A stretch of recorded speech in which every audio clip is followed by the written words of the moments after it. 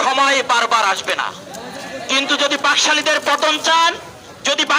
পতন চান তাহলে এই সরকারকে এই যে সকল প্রকার সহযোগিতা বলতে আপনারা যেটা বোঝেন, ভ্যাট দিবেন না, ট্যাক্স দিবেন না, কারেন্ট বিল দিবেন না, ব্যাংকিং সেবা সপ্তাহে একদিন ঘোষণা করা হয়েছে, প্রতি রবিবার ব্যাংক খোলা থাকবে।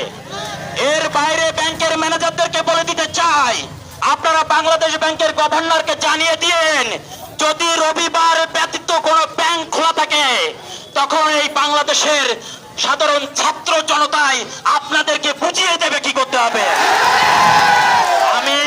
আমি প্রবাসী যারা আছে আপনাদের আত্মীয় স্বজন, দয়া করে এই সরকার পতন না হওয়া পর্যন্ত বাংলাদেশে কোনো রেমিটেন্স পাঠাবে না। আপনারা জানেন